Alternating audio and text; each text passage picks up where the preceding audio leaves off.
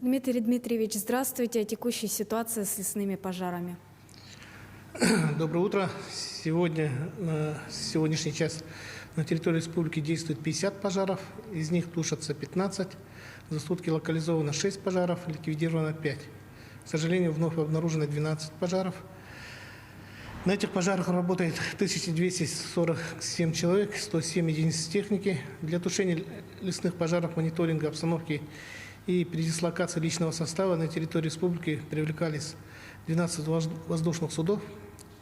Также работала авиация по сбросу воды. Было совершено 38 сбросов, это более 300 тонн воды. Передислокация была совершена 221 человек.